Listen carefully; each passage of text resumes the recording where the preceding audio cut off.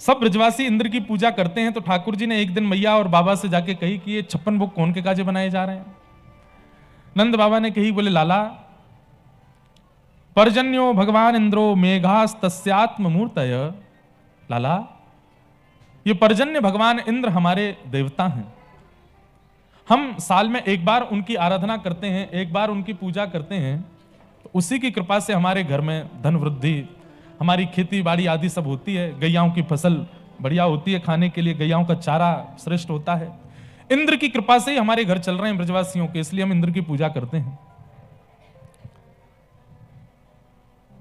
ठाकुर जी बोले, बाबा, इंद्र की तो पूजा कर रहे हो, लेकिन अगर कहीं सूर्य नाराज हो गए तो हमारा घर चल जाएगा, तो खेती बाड़ी अच्छी होगी, तो फसल है जाएगी। बाबा, केवल इंद्र की पूजा करने से नहीं, सूर्य की प्रसन्नता, वरुण देव की प्रसन्नता, वायु देव की प्रसन्नता, पृथ्वी देवी की प्रसन्नता, इन सबकी प्रसन्नता जरूरी है, तभी हमारी फसल अच्छी है सके। अकेले इंद्र के प्रसन्न है तो कछु ना होगो। सब ब्रजवासी बोले, लाला बात तो तू ठीक कह रहा हो, तो हमें क्या करना चाहिए? तो ठाकुर जी बोले, एक दिना इंद्र के 56 भोग करो, फिर अगले दिना वरुण देव के 56 भोग करो, वाके अगले दिना सूर्य देव के 56 भोग करो, वाके अगले दिन उनके 56 भोग करो। 33 कोटि देवता हैं, सबन के 56 भोग करो। अरे लाला, हम तो सब बिक जाएंगे, इतना 56 भोग कैसे करेंगे? ये एक करवे में साल भर की मेहनत लग जाए हमारी, कोई और उपाय ना है? ठाकुर जी बोले, हाँ, वृक्ष को हरे भरे करने के दो ही उपाय हैं, या तो जड़ में पानी डालो या एक एक पत्ते पे पानी डालो। पत्तान पे पानी डालने में तो समय लगे, या हमारे केवल जड़ में पानी डालो। ऐसी 33 कोटि देवता हैं पिताजी, और इन सबके जड़, इन सबके आधार श्रीमन नारायण हैं। यदि केवल उनकी आराधना कर ली जाए तो सारे देवता अपने आप संतुष्ट हो जाते हैं, और वही नारायण हमारे व्रजमंडल में गोवर्धन के रूप में विराजमान है, उनकी पूजा करो। ब्रजवासियों ने नहीं मानी ठाकुर जी की बात, बोले बरसंत चली आ रही हमारी परंपरागत पूजा, तेरे कहवे तक छोड़ेंगे हम? इंद्र की पूजा करवे थे हमें, ये तो मन में रहे कि इंद्र हम अतिवृष्टि अनावृष्टि ओलावृष्टि ना करेगो, तेरे देवता की पूजा करवे तो कहा होएगो। ठाकुर जी बोले, तुमने इंद्र कभी देखो? बोले ना देखो। बोले हमारो देवता प्रकट है के दर्शन देगो, चलो। सब ब्रजवासी बोले, लाला सच में प्रकट होएगा? बोले हाँ। और इस बात से, इस लोभ में, इस प्रलोभ में सब ब्रजवासी गोवर्धन गए कि हमें ठाकुर जी के दर्शन होंगे। 56 भोग पधराए हैं, गिरिराज जी की जाके परिक्रमा करी है। जैसे ही सब ब्रजवासियों ने प्रणाम किया, श्री गोवर्धन पर्वत से 4 भुजा वाले श्री गोवर्धन नाथ प्रभु प्रकट हो गए। बोलो गोवर्धन नाथ की। 4 भुजा वाले श्री गिरिराज जी प्रकट है गए, और प्रकट है करके सब ब्रजवासियों को दर्शन देने लगे। ब्रजवासियों ने 56 भोग पवाए, खूब आनंद में भर गए। बहुत सुंदर लीला है गोवर्धन पूजा की। ब्रजवासी सब देखने लगे, लाला जी गोवर्धन नाथ तो बिल्कुल तेरे जैसा है, या की आंख नाक कान होठ बोलवे को तरीका त्वचा सब कुछ तेरे जैसा ही है, बस श्रृंगार या को ज्यादा है और या की 2 भुजा ज्यादा है, बाकी तो तेरे जैसा ही है। ठाकुर जी बोले, एक एक गैया को हम दोनों दूध पी में, मैं अपनी गैया चरावे यहीं गिरिराज जी पर्वत पे आऊं ना, मेरी गैया को दूध ये बाबा गोवर्धन नाथ पीवे, वही गैया को मैं पीऊं, या हमारे हम दोनों को चेहरा एक जैसा हो रहा। ब्रजवासी इतने भोले हैं, इस बात को मान भी गए। एक दो बोले, ऐसा कैसे है सके? तो ठाकुर जी के सखा सफाई भी दे रहे हैं। श्रीदामा बोलो, देख, एक ही मैया की मेरी बहन और मैं, हमने एक ही मैया को दूध पिया, दोनों को चेहरा मिले ना? बोले हाँ मिले। तो ऐसे ही लाला जो कह रहा वो बात सत्य है, गैया को दूध पीवे थे, दोनों को चेहरा मिल लो है। ब्रजवासी बहुत भोले हैं बंधु। एक बात मैं कहता हूं, भोंदू भोंदू हैं, और ठाकुर जी को प्राप्त करवे के काजे भोंदू ही बनो। 2 ही तरीके हैं, ऋते ज्ञानान न मुक्ति, या तो इतने ज्ञानी बन जाओ कि सर्वशास्त्र निष्णात हो जाओ तो ठाकुर जी मिलेंगे, या फिर भोंदू हो जाओ तो ठाकुर जी। भोंदू मतलब बिल्कुल अनपढ़ गंवार बेगले नहीं, भोंदू मतलब सीधे, भोंदू मतलब सरल, ज्यादा चतुराई नहीं, सीधे हो जाओ। सब ब्रजवासियों ने गिरिराज बाबा की पूजा करी। नारद जी पता नहीं कहां से आए, 56 भोग की कुछ सामग्री निकाल के ले गए इंद्र के पास, और इंद्र से जाकर के बोले, देखना पेड़ा कितना अच्छा है, पाके देखो। इंद्र ने पेड़ा पाया, बोले बड़ा बढ़िया है। बोले लो कलाकंद खाओ, ये भी बहुत अच्छा, रबड़ी खाओ रबड़ी। इंद्र बोला, इतनी सामग्री कहां से लाए हो आप? बोले तुम्हारी पूजा बंद हो गई ना, वहां तो कृष्ण की पूजा चल रही है और उसी पूजा की सामग्रियां बन रही थी, तो मैंने कही तुमको भी खवाता चलूं। बंधुओं, मैं पिछली कहीं कथा में कह रहा था, ये नारद जी को आप लोग आग लगाने वाला मत समझना कभी। कई लोगों की ऐसी विचारधारा सीरियल देख के, सिनेमा देख के, और कभी कभी बीच में ऐसे प्रसंग आते हैं, उनको सुनकर के कभी कभी मन में भाव आता है कि ये नारद जी आग लगाते हैं क्या? नहीं, हमारे जीवन के स्क्रिप्ट राइटर ब्रह्मा जी के जीवन के स्क्रिप्ट राइटर ठाकुर जी, और ठाकुर जी की लीला के स्क्रिप्ट राइटर हैं श्री नारद जी। नारद जी स्क्रिप्ट राइटर हैं, पूरी ठाकुर जी की लीला वही रचते हैं। अब क्या होगा, अब कैसे होगा, अब क्या, अगर बोले मैं नहीं जाऊंगा इंद्र के पास, तो फिर ठाकुर जी का ये गिरधर स्वरूप कैसे प्रकट होगा? इंद्र को कोपायमान तो करना पड़ेगा। और आप जहां कहीं भी देखेंगे, नारद जी ने जो कुछ भी किया ठाकुर जी की लीला में, उसमें 4 चांद लगा दिए नारद जी ने आकर के। नारदो देव दर्शन, एक बात लिख लीजिएगा, ठाकुर जी जब भी मिलने वाले होंगे ना, ठाकुर जी से पहले नारद जी मिलेंगे। आप कहोगे हम कैसे पहचाने? कोई बहुत अतिशयोक्ति वाली बात नहीं है, पर भारतवर्ष में जितने भी कथा प्रवक्ता गण हैं ना, कभी ना कभी इन्हीं के अंदर ही नारद जी बैठ करके आपको मिलेंगे, यही आपको ठाकुर जी का अनुभव कराएंगे। जो भी प्रवचन करते हैं, जो भी ठाकुर जी का सत्संग कराते हैं, जो भी ठाकुर जी की बातें आपको बताते हैं, ये सब नारद जी ही हैं। इनके भीतर ही नारद जी आकर के बैठ के, अब हजारों लोग कथा सुन रहे हैं बंगाल, कलकत्ता में, पर इन 7 दिनों में कई लोगों को लग रहा होगा कि केवल शब्दावली है जो महाराज जी बढ़िया सुंदर करके बोल देते हैं। कई लोगों को लगता होगा इनके पास कंठ अच्छा है, ठीक ठाक गा लेते हैं, इसलिए थोड़ी बढ़िया लगती है कथा। कई लोग सोचते होंगे इनके गुरुदेव की तपस्या है, उस तपस्या का फल मिल रहा है।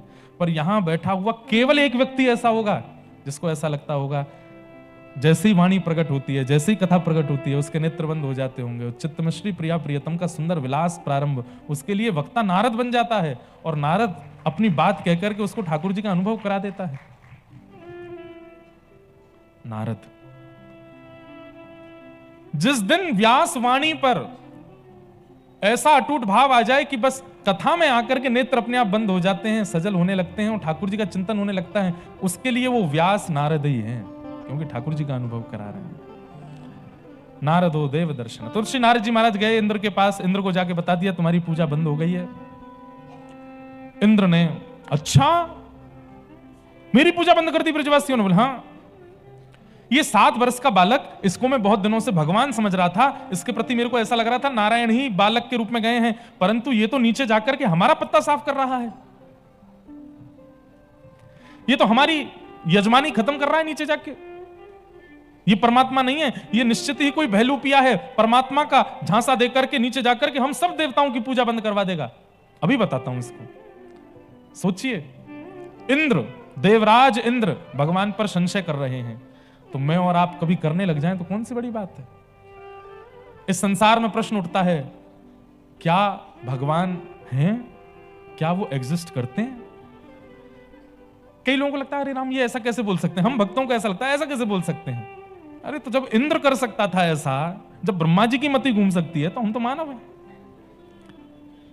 ठाकुर जी एग्जिस्ट करते हैं कि नहीं, ये आज का प्रश्न नहीं है, सतयुग से चला आ रहा है। उस समय हिरण्याक्ष को भी लगता था कि भगवान नहीं है, त्रेता में रावण को लगता था कि भगवान नहीं है, द्वापर में इन सबको लगता था कि भगवान नहीं है, और कलयुग में भी कई लोगों को लगता है कि भगवान नहीं है। इसलिए करने दीजिए उनको, बताने के लिए ठाकुर जी कभी ना कभी आएंगे। अपना अस्तित्व और अपनी उपस्थिति उनको दर्ज कराने की आवश्यकता नहीं है। कई बार कई लोग कहते हैं इतना कुछ हो रहा है संसार में, ठाकुर जी कहां चले गए, भगवान कहां छुप के बैठा है, क्यों नहीं आता? और ये बोलने वाले वही लोग हैं जिन्होंने कभी भगवान का नाम नहीं भजा। इस तरीके से जो हल्ला मचाते हैं ना, कितना कुछ चल रहा है संसार में, क्यों नहीं आते भगवान, क्यों देख रहे हैं? तुमने पुकारा। जो पुकारते हैं वो कभी नहीं कहते कि क्यों नहीं आते भगवान। उनको पता है कि भगवान यहीं है, उनको पता है कि ठाकुर जी सब लीला कर रहे हैं। जिन्होंने कभी पुराण नहीं पढ़े, कभी नाम नहीं जपा, कभी कथा नहीं सुनी, सबसे ज्यादा हेट स्टेटमेंट्स वही लोग देते हैं, कभी कथा नहीं सुनी। तो मेरे को तो लगता है जब इंद्र की मति घूम सकती है तो मानवों की क्यों नहीं। इंद्र ने मेघमालाओं को आज्ञा कर दी, जाओ जाकर के ब्रजमंडल पर इतनी वर्षा करो कि पूरा ब्रजमंडल डूब जाए, नामो निशान खत्म कर दो 84 कोस का। और कौन सी मेघमालाएं भेजी? जो प्रलयकालीन समय पर आती हैं, सांवर्तक मेघ, उनको भेज करके कहा जाओ जाके बरस जाओ। सांवर्तक मेघमालाएं आकर के गड़गड़ करके आकाश में बादल गरजने लगे, बिजली कड़कती है तो उसकी आवाज इतनी तेज थी कि कान के पर्दे हिलने लगे ब्रजवासियों के। खतरनाक माहौल कर दिया इंद्र ने। त्राहिमाम त्राहिमाम, सब ब्रजवासी बोले हम तो पहले ही मना कर रहे, या छोरा की बात में मत आओ, और ये नंद जी को छोरा, यानी हमारी इतने वर्षों से चली आ रही पूजा बंद कराए दई। ठाकुर जी अब यहां एक संकेत कर रहे हैं, बहुत ध्यान से सुनिएगा। भक्ति में सबसे बड़ी जो रुकावट आती है वो इसी रूप में आती है कि सब कुछ अच्छा चल रहा है तो आपका भजन बढ़िया चल रहा है, लेकिन एक चीज अगर नेगेटिव होती है तो सबसे पहले ठाकुर जी के प्रति अविश्वास हो जाता है। ठाकुर जी, हम इतना भजन करते हैं, कथा सुनते हैं, नाम जप करते हैं, परिक्रमा करते हैं, तिलक लगाते हैं, सब कुछ करते हैं, किसी के साथ छल कपट नहीं करते, हमारे साथ फिर भी ऐसा करने, भगवान है ही नहीं।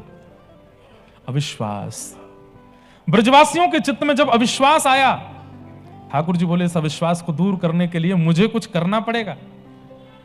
आकाश में गड़गड़ करके बादल जब बरसने लगे, ठाकुर जी सब ब्रजवासी, अरे रुको तो सही, जिनकी शरण में आए उन पे भरोसा करो, वो रक्षा करेंगे। अरे लाला जी, गिरिराज बाबा कोई रक्षा ना करेगा हमारी, अब तो हमें भागना ही पड़ेगा, कहा बताएं हमारे कर्म फूटे ऐसे, तेरी बात मान के हम यहां आ गए।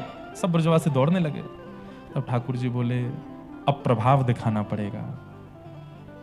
गिरिराज जी को प्रणाम करके एक तरफ से ठाकुर जी ने दोनों भुजाओं से अधर कर दिया, गिरिराज जी को भीतर प्रविष्ट करके अपनी बाम भुजा के कन्नी उंगली के नख के ऊपर जैसे ही 7 कोस लंबे चौड़े गिरिराज पर्वत को ठाकुर जी ने धारण किया।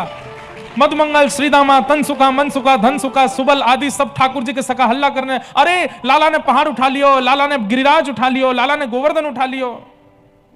चारों तरफ मेघमालाएं ऐसे गिर रही थी, ब्रजवासियों के पास और कोई रास्ता नहीं बचा, सब गिरिराज जी के नीचे आ गए और सब एक तक बिना पलक झपकाए ठाकुर जी को देख रहे हैं। एक शिला के ऊपर ठाकुर जी खड़े हैं। बोलो गिरवरधारी गोपाल की। अपने नख के ऊपर ठाकुर जी ने गिरिराज जी धारण किए। गिरिराज जी में हनुमान जी रहते हैं। कृष्ण लीला का अनुभव करने के लिए श्री हनुमान जी महाराज गिरिराज जी में रूप बदल के रहते हैं। किस रूप में रहते हैं? पूछरी के लौठा, पूछरी के लौठा के रूप में। अच्छा, ये कोई नाम नहीं है उनका, बहुत ध्यान से सुनो, इधर देखो। गिरिराज जी जो हैं वो गैया की आकृति में हैं। संपूर्ण गिरिराज पर्वत गौ आकृति में है, और जो स्थान पूछरी पड़ता है वहां पर गिरिराज रूपी गौ की पूंछ है, इसलिए उस स्थान को पूछरी बोलते हैं। और वहां जो पूरे 24 घंटा पड़े रहते हैं उनको बोलते हैं लौठा, इसलिए उनका नाम पड़ गया पूछरी के लौठा। ठाकुर जी जब गैया चराने के लिए गोवर्धन जाते थे तो बड़े पहलवान जब हनुमान जी उन्होंने देखे तो ठाकुर जी बोले भैया तुम बड़े पहलवान हो। तो हनुमान जी मुस्कुरा गए। अंदर ही अंदर तो सब जानते हैं कि यही राम है, मैं हनुमान हूं। लेकिन सब सखाओं के संग ठाकुर जी जब गए तो हनुमान जी बोले अरे बालकों चलो आ जाओ अखाड़े में, तुम्हें पहलवानी सिखाऊं। मधुमंगल सीताम बोले हम तो सबरे बिल्कुल चौके हैं, या लाला को सिखाओ, बड़े बड़े राक्षस आते रहे, ये न हत्तो कट्टो रहना चाहिए। सो ठाकुर जी पहलवानी सीखते हैं हनुमान जी से गिरिराज जी में।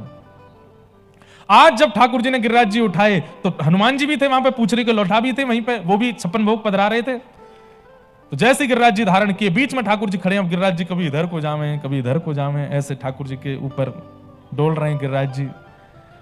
तो जहां की तरफ गिरिराज जी झुके वहीं की तरफ से ब्रजवासी अपनी अपनी छड़ी लगावे ऊपर। अब ब्रजवासियों की छड़ी से 7 कोस लंबा चौड़ा गिरिराज ऊपर जाएगा। 21 किलोमीटर लंबा पर्वत छड़ियों से ऊपर होगा। तब ठाकुर जी ने इशारा किया हनुमान जी से तुम जाओ। हनुमान जी आ जाते, सब अरे पूछरी को लौटा आगो, पूछरी को लौटा आगो, जे करेगो, पहलवान तो है ही। हनुमान जी अपनी भुजा जैसे ही ऊपर करते तो महाराज गिरिराज जी ऊपर जाने लगते। सब ब्रजवासी बोलते पूछरी के लौठा की हुप हुप प्यारे। जैसे ही गिरिराज जी ऊपर हो जाते, क्या बात है बंसी वारे, शाबाश, आनंद कर दियो लाला, तेने आनंद जमाए दियो। ऐसे पूछरी के लौठा। जैसे ही थोड़ी देर में गिरिराज जी बिल्कुल स्टेबल हो गए, अब ना डोल रहे ना हिल रहे, बीच में ठाकुर जी खड़े। सब ब्रजवासियों ने बड़े डेडिकेशन के साथ अपनी अपनी छड़ी लगाई ले नीचे, और आसपास हिलियो मत, मेरी छड़ी मत हिलाई दियो, गिरिराज जी टिक रहे हैं यहाँ पे। सैकड़ों ब्रजवासियों ने अपनी छड़ी लगा रखी है।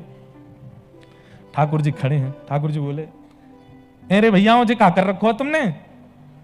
लाला छड़ी लगा रखी है हमने, गिरिराज बाबा टिक गो इन पे ही। और लाला ये तू क्या कर रहा है यूं करके, नीचे कर ले जाऊंगी, हमने लगा ली छड़ी।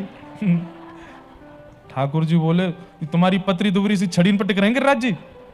बोले हमारी छड़ीन ते पत्री तो तेरी उंगली यहाँ पे टिक रही है गिरिराज जी। ठाकुर जी बोले हम बे मेरी उंगली पे टिक रहे हैं गिरिराज जी।